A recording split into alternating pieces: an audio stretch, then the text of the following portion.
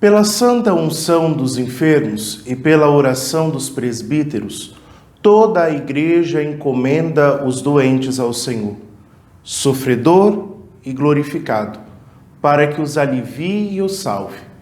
Mas ainda exorta-os a que, associando-se livremente à paixão e morte de Cristo, concorram para o bem do povo de Deus.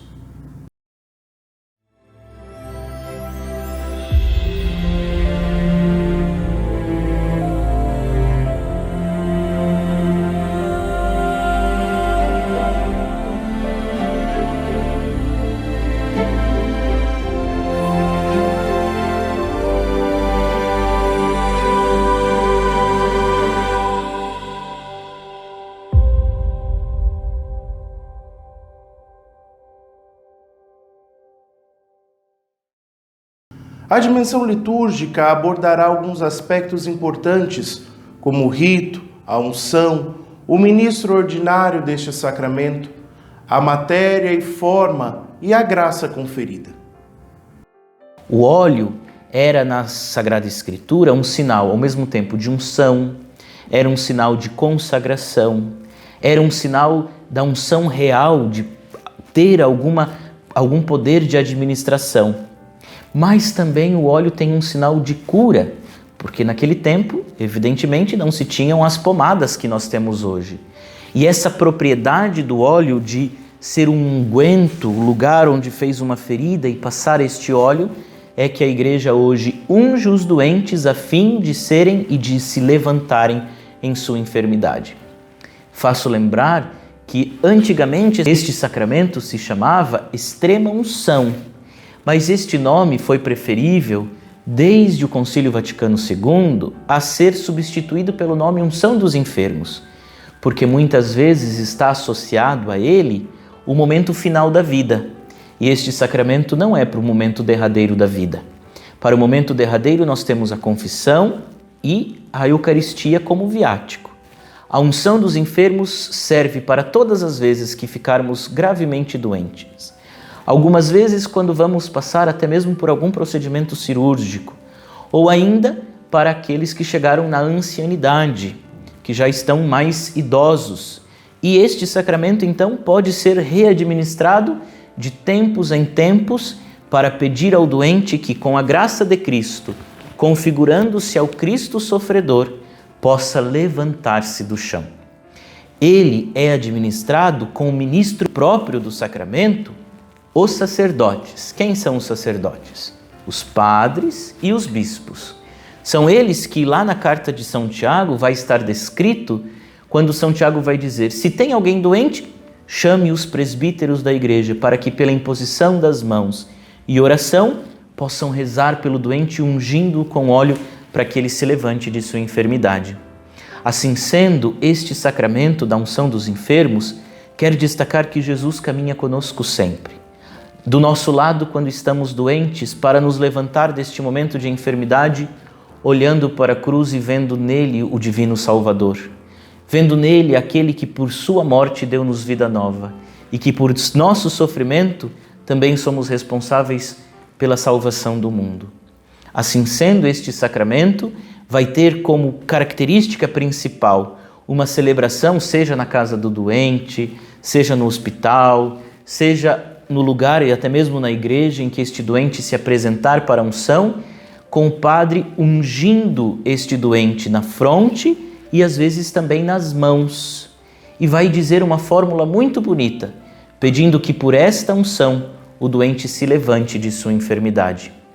Este sacramento, então, quer de fato nos inserir na vida do Cristo, que, como o profeta Isaías vai dizer, como servo sofredor, deu sua vida para nos salvar. Na abordagem canônica, entenderemos a quem pode ou não ser ministrado este sacramento. No cânone 1000, parágrafo 1, as unções sejam feitas cuidadosamente com as palavras, a ordem e o modo prescrito nos livros litúrgicos. Em caso de necessidade, porém, basta só unção na fronte ou mesmo em outra parte do corpo, pronunciando-se integralmente a fórmula. O ministro, então, ele fará as unções com a própria mão, a não ser que uma razão grave aconselhe o uso de algum instrumento.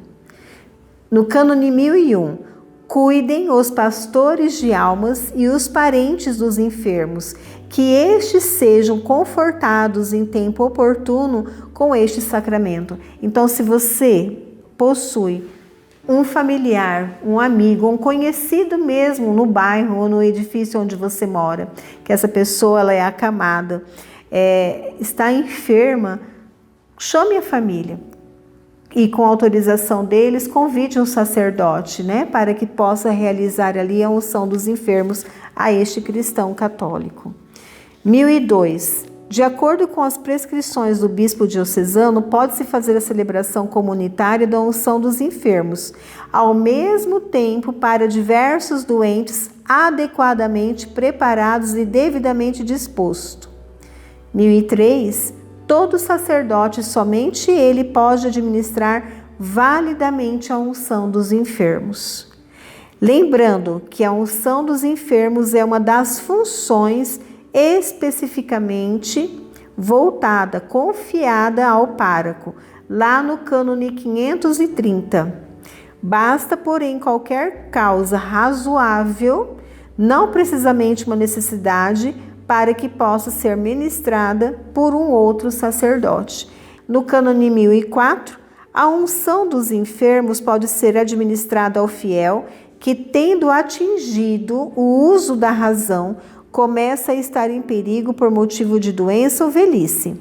Pode-se repetir este sacramento se o doente, depois de ter convalescido, recair em doença grave ou durante a mesma enfermidade e o perigo se agravar. Então, o uso da razão não se identifica com a idade determinada. Ela presume-se, porém, aos 7 anos completos, observando o cânone 97. Quanto ao modo em que a unção dos enfermos deve ser ministrada, o Concílio Vaticano II ele mandou mudar essa disciplina, afirmando que não é um sacramento apenas para aqueles que encontram as portas da morte. Portanto, é certamente oportuno recebê-lo quando o fiel começa a correr o risco de morte, doença ou velhice. Aqui ele fala muito, já em 2, 3 cânones a respeito disso. Mas lembrando que foi no Concílio Vaticano II que ficou realmente alicerçado mesmo essa questão de não usar somente perigo de morte. No cânone 1005, na dúvida se o doente já atingiu o uso da razão, se está perigosamente doente ou se está já morto, administra-se este sacramento.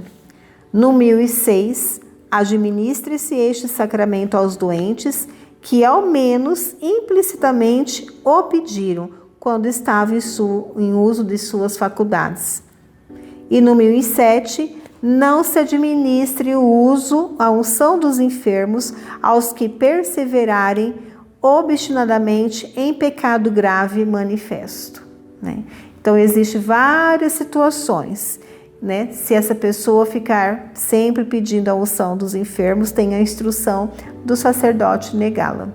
Então, meus queridos, fica-se essa instrução canônica acerca do sacramento da unção dos enfermos. Por fim, no aspecto moral, aprenderemos como se pretender a salvação por meio deste sacramento e como deve ser a consciência para pedi-lo. Sacramento da unção dos enfermos é o sacramento que mais gosto de celebrar. E querem saber uma coisa? Eu insisto para os meus estudantes do sacramento da reconciliação e da unção dos enfermos. Quando vou visitar um enfermo, eu levo a melhor estola roxa que eu tenho. Eu levo o ritual, belíssimo, arrumado, organizado.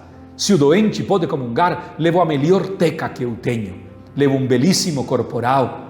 Geralmente peço para que coloquem um ramalhete de flores perto do doente. É o sacramento que também, como o sacramento da reconciliação, pode acontecer muitas vezes, mas sobretudo quando chegamos no final da nossa vida. Servo bom, serva boa, fizestes o que tinhas para fazer, vinde participar da casa, da festa, da alegria do teu Senhor. Que coisa mais linda!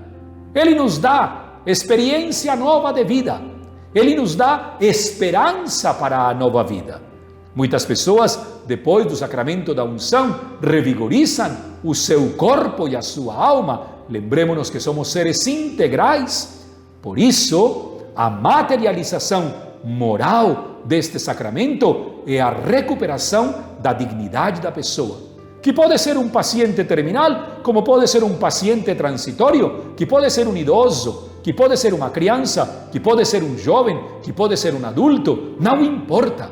Este sacramento revitaliza o nosso ser. A oração é belíssima. Me fascina uma das orações: olhai, Senhor, com bondade para este vosso filho, vossa filha, que precisa neste momento curar os seus tormentos. Quem de nós não passou pela hora do sofrimento? E como diria a grande encíclica Spes Salvi do Papa Bento XVI, todas as dores são salvíficas. Todas as dores são redentoras. Então, neste sacramento, as dores materializam o contexto moral de uma vida sempre projetada para o Senhor. Alguns, após receber o sacramento, morrem e vão em paz. E outros ficam conosco. Que seja a oportunidade para dizer que temos a urgência de revitalizar estes dois sacramentos: o sacramento da reconciliação e o sacramento da unção dos enfermos. Se você tiver dúvidas sobre o que foi aqui abordado, deixe o seu comentário neste vídeo. Não se esqueça de deixar o like, se inscrever no canal se ainda não for inscrito e compartilhar para que este conteúdo chegue a mais pessoas. No próximo vídeo, iremos iniciar um outro grupo de sacramentos, aqueles destinados ao serviço com o sacramento da ordem. Deus em tudo e sempre.